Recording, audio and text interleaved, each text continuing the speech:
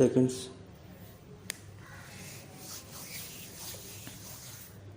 My interest in basic education goes back to the day when Mahatma Gandhi convened a conference at Wardha for discussing this subject.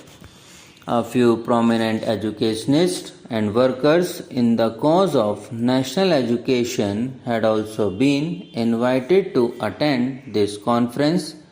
I have been in touch with the progress of this system of education ever since. I am therefore happy to have got this opportunity to come here and speak to you about what I feel about this problem.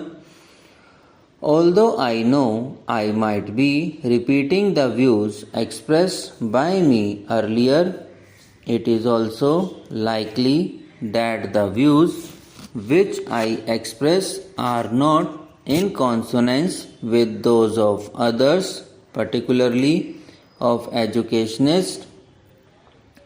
Besides, it is also to be seen how far my views fit in with the policy which is being pursued by the central and state governments in this connection, and how far it is practicable to modify that policy.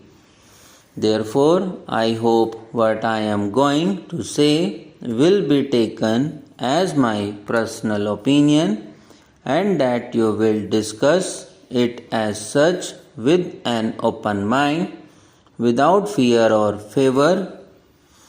It will be agreed that the system of education, right from the first primary class to the highest university course which we are following today, is the same as introduced by the British government in this country. We have not been able to introduce any fundamental change in that system even after the attainment of independence. It is pointless to blame anyone for it, because the peaceful manner in which the transfer of power took place made it inevitable that, along with the governmental machinery and other things, the system of education should also come to us a heritage of the old regime. It is now our duty to give thought to each one of these problems and decide, in the light of present day condition, how they can be solved, and then to act upon what we have decided.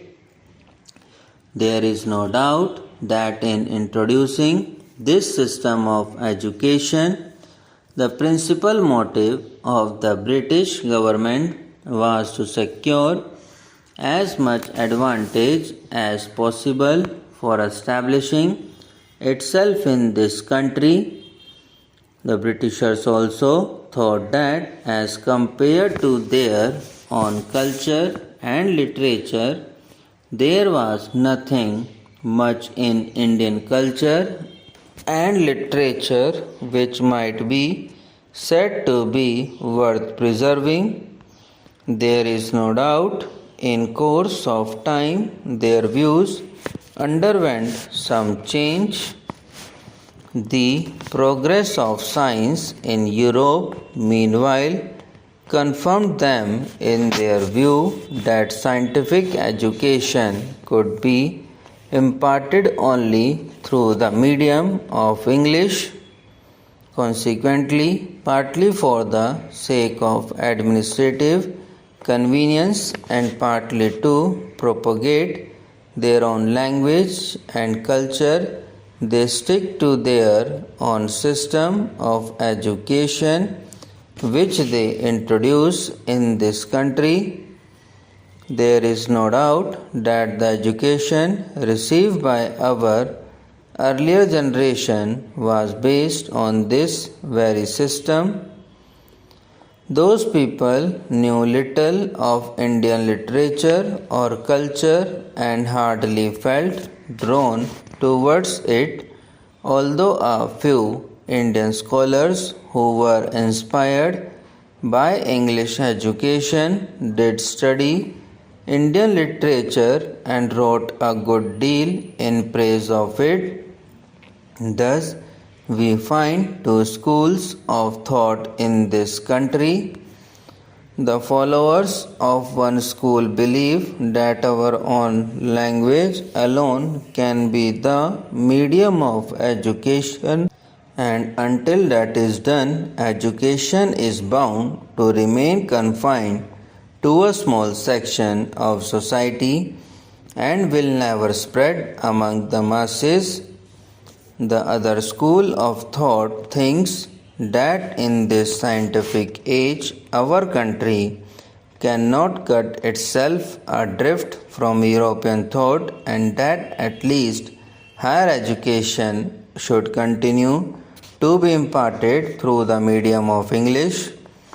If that is not done, they argue, we shall fail to pull our weight and lag behind other nations in the race for material progress.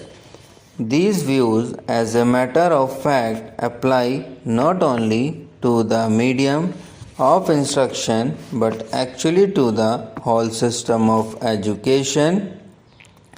Our people have responded more and more to the call of education during the last 50 years, and this is evident from the phenomenal increase in the number of educational institutions. In 1911-12, when Burma and Pakistan were also part of India, there were 186 universities and colleges in India as compared with 537 in 1948-49, though Burma and Pakistan had separated, leaving India smaller in area and population. It is clear from the figures that there is a widespread demand for educational facilities. This demand is no longer confined to towns alone, but is evident among people of the rural areas also. One result of this spread of education has been that many educated people find themselves unemployed. Government jobs and services in private undertakings offer limited openings for the educated. Only a small fraction of successful scholars can be absorbed in them. A large majority of the educated are averse to taking up their parental occupations. As a result of their education, they have lost the capacity to take up those occupations, and they are not equipped to follow any other either. Subscribe now and press the bell icon. Never miss an update.